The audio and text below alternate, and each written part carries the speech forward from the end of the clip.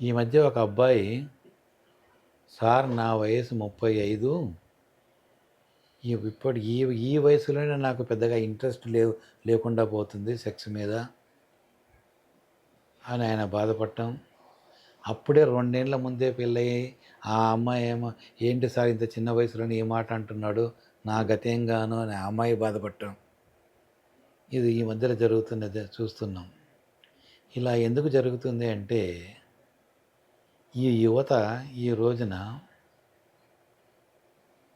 ఎవరు టయానికి తినటం లేదు, టయానికి నిద్రపోవటం లేదు. వీళ్ళందరూ భారతదేశంలో 7 గంటలకు రాత్రి అయ్యి పొద్దున తెల్లవారుజామున 6 గంటలకు తెల్లవారుతుంటే, ఆ సమయంలో వీరు మిగతా దేశాల కోసానికి పనిచేస్తూ రాత్రుళ్ళు మేలుకుంటూ జంక్ ఫుడ్లు తింటూ, టీలు తాగుతూ, మధ్య మధ్యలో వెళ్ళి స్ట్రీట్ ఫుడ్లు తింటూ, వారాంతపు పార్టీలంటూ వీళ్ళు ఆరోగ్యాన్ని వాళ్ళ చేతులారా వాళ్ళు చెడగొట్టుకుంటారు. దాని మూలంగా ఒక పక్క అయితే, ఒక పక్క ఈ రోజున మానవుడికి ఎంత వరమో అంత శాపమై కూర్చుంది ఈ ఫోన్. అది ఎంత వరమో అంత శాపం కూడా. దీంట్లో ప్రపంచమంతా ఇప్పుడు అరచేతిలోకి వచ్చేసింది. ఇప్పుడు ఎట్లా తయారయ్యారంటే తల్లిదండ్రులు, పిల్లలు ఏడుస్తే ఫోన్ చేతిలో పెట్టి ముందు వాళ్ళ ఏడుపు ఆపేస్తున్నారు. ఆ ఫోన్ చూసుకుంటూ వాళ్ళు పోతున్నారు. అది చాలా ప్రమాదకరమైన ఆ ఫోన్ చేతిలో ఉండడం వల్ల, ఈ స్మార్ట్ ఫోను దాంట్లో ఎక్స్ రేటెడ్ అన్నీ చూసుకుంటూ వీళ్ళు లైంగిక మీద, ఈ శృంగారం మీద ఆసక్తి కోల్పోతున్నారు. ఈ కోల్పోవటం వల్ల ఇంట్లోనేమో తల్లిదండ్రులు, మా అబ్బాయి పెద్దోడయ్యాడు సంపాదిస్తున్నాడు, మా అమ్మాయి పెద్దదయింది ఉద్యోగం చేస్తుంది సంపాదిస్తుంది అని వాళ్ళు పెళ్లి చేస్తారు. పెళ్లి చేశాక ఈ సమస్యలు బయటకు వచ్చి వీళ్ళు కొట్లాడుకుంటున్నారు. ఈ కొట్లాటలు ఎంతవరకు పోతున్నాయంటే, ఈ రోజున 1947 సంవత్సరంలో మనకు స్వతంత్రం వచ్చినప్పుడు 1,00,000 విడాకులు జరుగుతున్నాయి.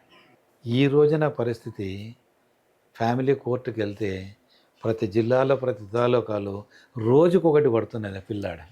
అంత తరచుగా విడాకులు తీసుకుంటున్నారు మన యువతలు.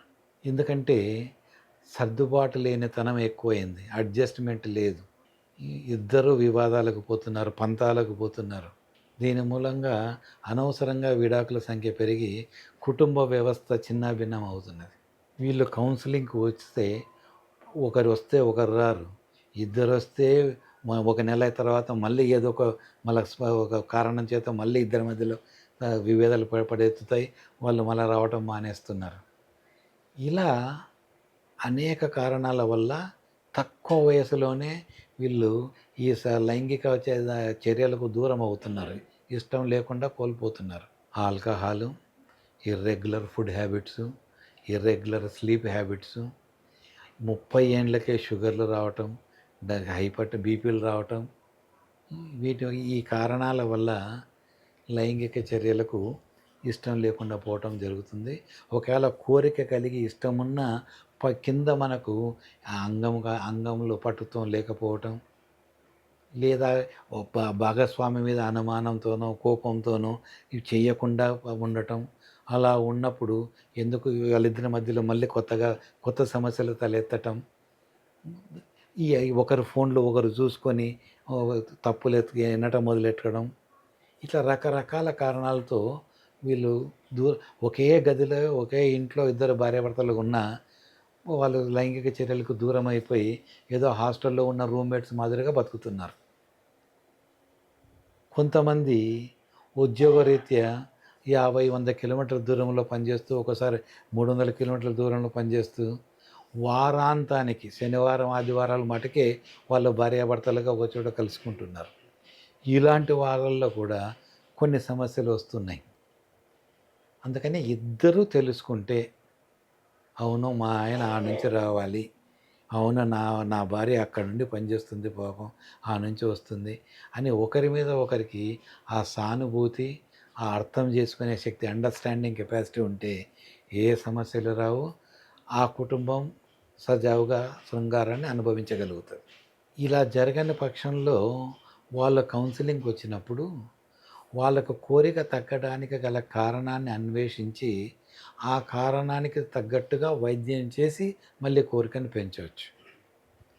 ఉదాహరణకు, ఒక అబ్బాయి ఇప్పుడే తీసుకున్న 35 ఏండ్ల అబ్బాయి పని ఒత్తిడి వల్ల డిప్రెషన్‌లోకి పోయి డిప్రెషన్ టాబ్లెట్లు వాడుతున్నాడనుకో. ఆ టాబ్లెట్ల ప్రభావం వల్ల లైంగిక కోరిక తగ్గుతది.